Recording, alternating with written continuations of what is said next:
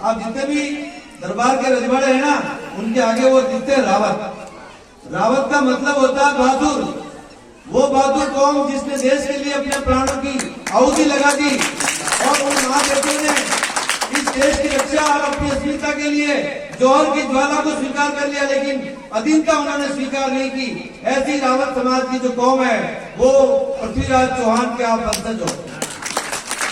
आपका इतिहास, जब मैं आज से 30 साल पहले आदरणीय हरि सिंह जी चौहान साहब और राशा सिंह जी रावत साहब से मेरा मिलना हुआ और उनके साथ हम लोग बैठे और ये बातचीत हुई कि भाई हमारे रावत भाई जो इतने आपके मेवाड़ में है, विशेष तौर से आपके वल्लभ नगर की विधानसभा में, वो हमारे भाई बंद है, वो सभी ब्यावर और क्षेत्र भीम के निकले हुए हैं। तो हमने कहा यार हमारे यहाँ तो बिल्कुल ये साधारण, कहीं से भी राजपूत लगते ही नहीं, बिल्कुल साधारण स्थिति में आ गए।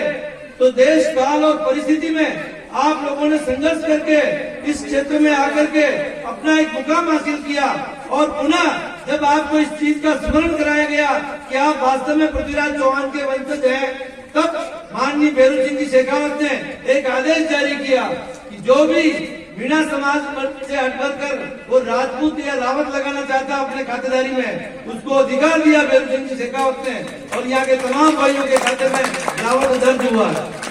मैं अपने समाज पर गर्व करना चाहिए क्योंकि हमारे बाप दादाओं ने, हमारे पुरखों ने संघर्ष करके इस समाज का निर्माण किया है। हमें इस समाज को आगे बढ़ाना है, अब समाज को शिक्षित करना है। आज वो पहले वाला समाज नहीं रहा है। पहले हम लोग मजदूरी और गरीबी में हमारा जीवन यापन करते थे, लेकिन आज हमारे बच्चे पढ़े, उन्होंने काम धंधा सीखा और 2 पैसा कमाने लगे, तो आज हमारे घर में सुखाली और समृद्धि आई है। और मैं इस चाहता हूँ कि हमारा समाज आगे और प्रगति करे और हमारे बच्चे पढ़ लिख करके आगे बढ़े, कोई अधिकारी बने, कोई टीचर बने, कोई IAS बने, कोई IRS बने, कोई तहसीलदार बने, कोई SDM बने। ऐसे ही हमारी सोच होनी चाहिए और मैं आप सब युवाओं को आह्वान करता हूँ कि आप लोग हमारे समाज को, अपने रावत समाज को शिक्षित करने के लिए उसमें अंदर जो कुरीतियां है, जो नशे की बीमारी है या और जो कुरीतियां है, उनको खत्म करने का प्रयास करें। आपकी जो कमेटी बनी हुई है समाज की, वो समाज सुधार की तरफ आगे बढ़े, क्योंकि समाज का सुधार होगा तो आपका एक समाज इस स्वच्छ समाज के रूप में इस मेवाड़ में, राजस्थान में अपना गौरव स्थापित करेगा। और जो समाज कमजोर होता है उसको कोई नहीं पूछता है, इसलिए आपको संगठित होना भी जरूरी है।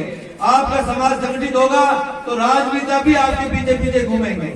मैं आपको उदाहरण देता हूँ, आज आपका ब्यावर, आज आपका पुष्कर, आज आपका भीम आपके रावत के विधायक बन के बैठे हैं और आपके रावत के कैबिनेट मंत्री भाई सुनील जी रावत जो हमारे अच्छे मित्र हैं। हमने इस वल्लभ नगर विधानसभा में 25 करोड़ का खेजड़ी का नाका बांध उन सुरेश सिंह जी रावत की मेहरबानी से उस एरिया में लाने का प्रयास किया है जो रावत बाहुल एरिया है। और उस बांध के बढ़ने से जो रावत समाज के भाई हैं, उनकी जो छोटे छोटे खेत हैं और छोटी छोटी जोत है, उसको पानी मिलेगा।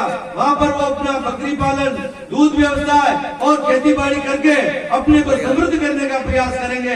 ऐसा प्रयास हम लोग आपके रावत समाज के लिए कर रहे हैं। हमारे विधायक उदयलाल जी डांगी, जिनको अगर जीताने का श्रेय इस वल्लभ नगर विधानसभा में विधायक बनने का श्रेय जाता है तो वो आपके रावत समाज को जाता है।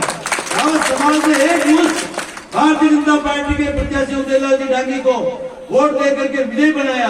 मैं उस महादेव जी की सभा में वहां था, लूणदा महादेव जी की सभा में 4000 नौजवान रावत समाज के लोग इकट्ठे हुए और सर्वसम्मति से समाज की चादम पर सौगंध खाकर के केसरियानाथ का और उन्होंने उद्घोषणा की कि हम लोग उदयलाल जी डांगी को जिताएंगे और उन्होंने जिता करके बताया। बंधुओं, आपका समाज इस वल्लभ नगर विधानसभा में राजनीतिक दृष्टि से पिछड़ा हुआ है। हमें संगठित होकर के आगे आना होगा क्योंकि आपकी संख्या बहुत है। आज चाहे नवाना ले लो, चाहे खेरोजा, बगड़, अड़ीदा, सवना, सियाड़, वाणिया तड़ई, इधर आपके सारे ठेठ अकोला तक पूरी विधानसभा में रावत